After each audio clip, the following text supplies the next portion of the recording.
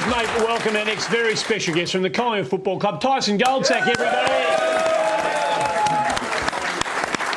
We're nearly there. We're nearly at a place where you're very familiar with as a football team and a member of the Collingwood football team, that being September.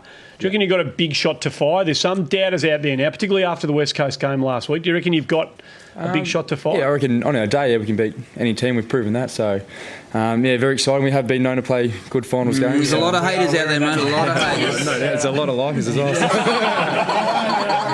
Now, your coach, Nathan Buckley's a pretty focused dude, but he can also have a laugh too, can't he, Bucks? He can. He swings both ways. He's got his swings. Now, that's a good story. Okay. You realise we're going to take that completely out of context and use it for the rest of the year. There is quite of the night. Well, Bucks was asked about Brett Ratton yesterday at a presser, and I really enjoyed his response.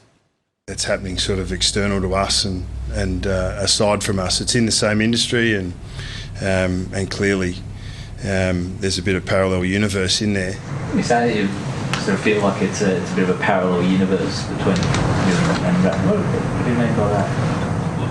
I was just feeling the air.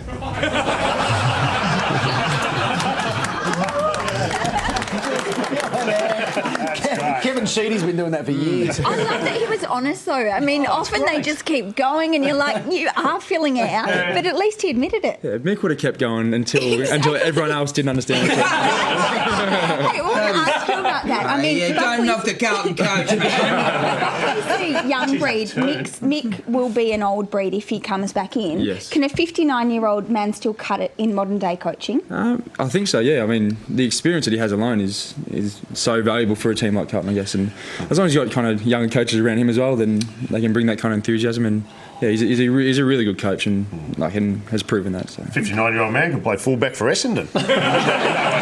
Seems to worry these days, do they? Can we go back to Mickey Malthouse's happiest day for a long time? 20 years probably, his happiest day in 20 years. It's 2010 Grand Final. This is the replay.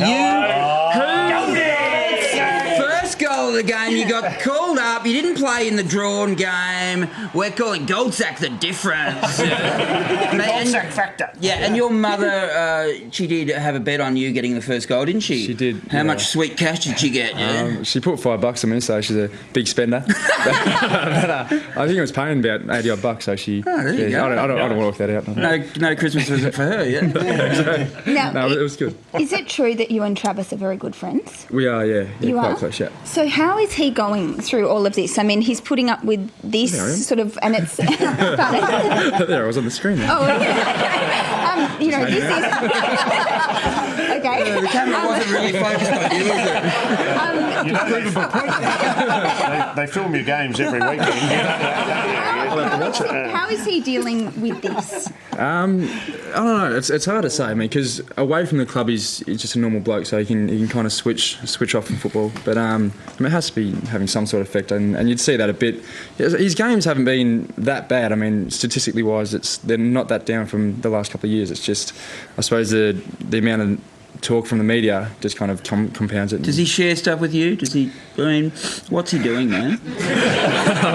He's not doing what you think he's going to be doing now, or what you're hoping for. But no, I don't know. I don't speak to him about it. I mean, away from the club, we just talk about general stuff. I won't touch on that. But yeah, just friend stuff. Yeah, just go riding your bikes. Yeah, stuff.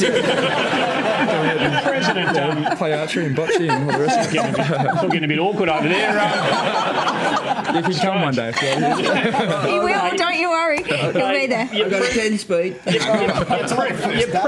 You're president, and you're mate Malloy. Yeah. He's been at it again. But Lloyd's firing him up every day. Any chance he gets to pull the rug out from underneath the Carlton Football Club, he just wants to raise questions about Chris Judd again and the legitimacy of that Vizzy deal. I mean, come on. It's ordinary. It's ordinary behaviour. Can I just say on this, I think Travis Cloke has all the attributes that would make him a great Vizzy ambassador. Does he?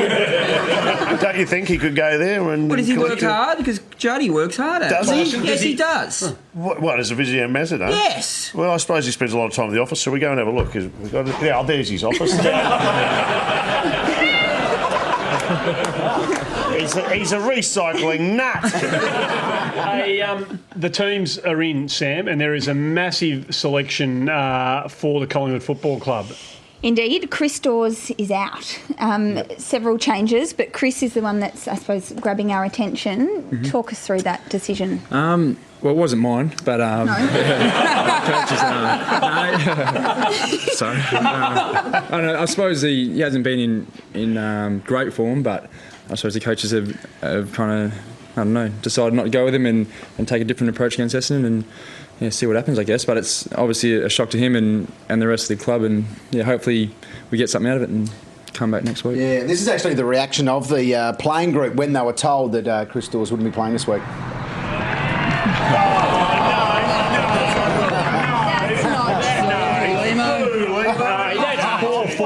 Lemo, what's your Twitter address? That was, of course, the news that Andrew Cracker's back in the side, and that was great news for the Collingwood Footy Club. A massive achievement by him. I mean, you'd never expect him to come back after a year, and he didn't have the last surgery, he had the traditional, so for him to come back is a huge effort, and Brett McCaffrey's not far behind him as well, so he's playing good footy. Poor form from you, Lemo. We're going to sin bin you for 5 minutes on the other side, and that's no good. We're going to take a break. Tyson Goldsack's going to stick around. Tool of the week after this. The things you do, Tyson Goldsack from the Collingwood Footy Club, our very special guest. And now Tyson, Darren Jolly's been named this week. I don't know why, though, because Pendles did some great work in the ruck last week. Look at this. Here he goes. Oh, nah. I mean, I'm no expert, but you seemed a little undersized in the middle there. Where were you? You're taller than Pendles. I was in the forward line. Yeah, I'm pretty happy down there. He's big, Cox. But who was next to you? Dawsey. It was a bit of a... I think he got told, then they kicked a goal, obviously. It wasn't us, they smashed us.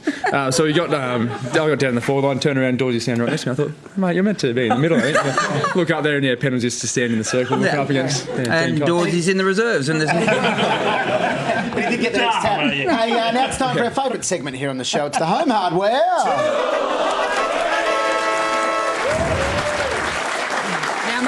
You played with Reece Shaw, who's now starring in Sydney. He's going really well up there. You'd be really happy for him, yeah? Absolutely, yeah. So you'll be happy to know that he's not the tool of the week, but I want to show you some vision from Reece at training up in Sydney. Reece's goal at training is to get a ball in a wheelie bin. He focuses his whole time on this.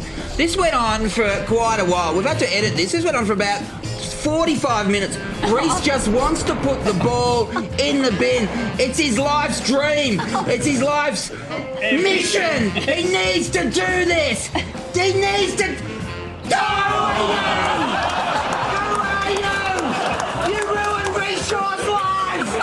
We don't know who you are. We're going to find out. That man is their home hardware tool of the way. He went to that 750 hammer drill from your proper hardware store. More of Tyson Goldsack and more of that on the other side of this.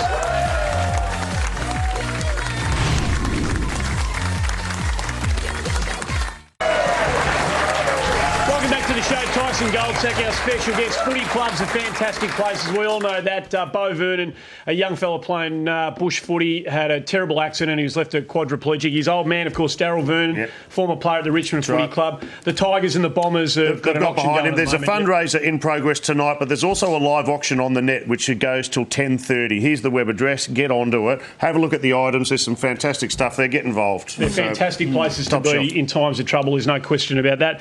As we scroll through the rest of the teams, you've had a change of character this year as a player almost. 21 goals in 19 games. You must have enjoying all of that. It's been good, just the chance to go forward and slot a few. It's always good. Bucks loves you.